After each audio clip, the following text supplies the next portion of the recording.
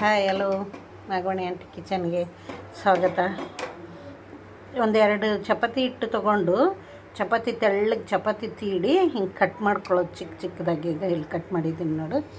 Cut ಮಾಡಿಬಿಟ್ಟು ಇದನ್ನು ಪಕ್ಕಕ್ಕೆ ಎತ್ತಿಟ್ಕೊಳ್ಳೋದು. ಎತ್ತಿಟ್ಕೊಂಡ್ಮೇಲೆ ಒಂದು ಬಟ್ಲಲ್ಲಿ ನಮಗೆ ನೀರು ಒಂದು 2 ಲೋಟ ನೀರು ಹಾಕಿ, 2 ಚಪಾತಿ ಹಿಟ್ಟಿಗೆ 1.5 ಲೋಟ ನೀರು ಹಾಕಿ, ಬೆಲ್ಲ ಹಾಕಿ, ಅದು ಸ್ವೀಟ್ಗೆ ಎಷ್ಟು ಬೇಕೋ ಅಷ್ಟು ಬೆಲ್ಲ ಹಾಕಿಬಿಟ್ಟು, ಬೆಲ್ಲ, ಹಾಲು, 1 ಗ್ಲಾಸ್ ಹಾಲು, 1 ಗ್ಲಾಸ್ ನೀರು ಹಾಕಿಬಿಟ್ಟು ಬೆಲ್ಲ ಹಾಕಿ ಅದು ಚೆನ್ನಾಗಿ ಕುದಿಯಬೇಕಾದ್ರೆ ಅದರಲ್ಲಿ ಸ್ವಲ್ಪ ಏಲಕ್ಕಿ ಜಜ್ಜಿ ಹಾಕಿ, ಅವಾಗ ಈ ಚಪಾತಿ ಕಟ್ ಮಾಡಿರ್ತೀವಲ್ಲ ಈ ಚಪಾತಿ ಹಾಕಿಬಿಟ್ಟು ಬೇಯಿಸೋದು.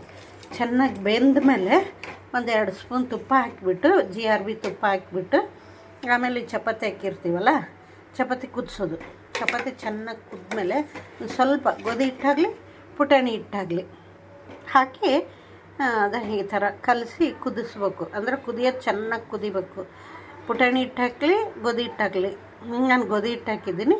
ಈ ಥರ ಗ್ರೇವಿ ಆಗುತ್ತೆ. ಇದು ತಿಂದರೆ ಸ್ವೀಟು ಚೆನ್ನಾಗಿರುತ್ತೆ. ನಾನು ಅದಕ್ಕೋಸ್ಕರನೇ ಮಾಡ್ಕೊಂಡಿದ್ದೀನಿ, ತಿನ್ನಂಗಾಯಿತು ಮಾಡ್ಕೊಂಡಿದ್ದೀನಿ.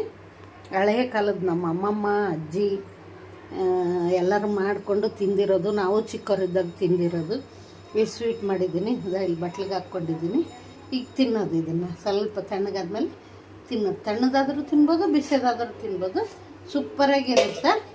ಏನಂತೀರಾ? ತಿಂದು ನೋಡಿ. ಹಳೆ ಕಾಲದ್ದು ಈ ಪಿಜ್ಜಾ, ಬೇಕ್ರಿಗಳದ್ದು ಕೇಕು, ಬನ್ನು, ಬರ್ಗರು ಇವೆಲ್ಲ ತಿನ್ನೋದ್ರ ಬದಲಿ ಸ್ವೀಟ್ ಥರದ್ದು ಸ್ವೀಟ್ ತಿನ್ನೋ ಬದಲಿ ಏನು ಅದರಲ್ಲಿ ಬಣ್ಣ, ಕೆಮಿಕಲ್ಲು ಎಲ್ಲ ಇರುತ್ತೆ. ಇದು ನ್ಯಾಚುರಲ್ ಫುಡ್ಡು, ಚಪಾತಿ ಹಿಟ್ಟಿಂದು, ಗೋಧಿ ಹಿಟ್ಟಿಂದು. ಹೌದಾ? ತಿನ್ನಲಿಕ್ಕೆ ತುಂಬ ಚೆನ್ನಾಗಿರುತ್ತೆ. ಸುಡ್ತಾ ಇದೆ. ಏನಂತೀರಾ? ಲೈಕ್ ಮಾಡಿ, ಸಬ್ಸ್ಕ್ರೈಬ್ ಮಾಡ್ಕೊಳ್ಳಿ. ಈ ಹಳೆ ಕಾಲದ ಸ್ವೀಟು ನಮ್ಮ ಅಜ್ಜಿ ಅಮ್ಮಮ್ಮ ತಿಂದಿರೋದು, ಇದು ನಾವು ತಿಂದಿರೋದು ಚಿಕ್ಕವರಿದ್ದಾಗ. ಈಗ ಮಾಡಿಲ್ಲ, ಏನೋ ನೆನೆಸ್ಕೊಂಡೆ ಮಾಡಿದ್ದೀನಿ. ತಿಂದು ಹೆಂಗಿದೆ ಅಂತ ಹೇಳಿ, ನಾನು ತಿಂದು ಹೇಳ್ತೀನಿ.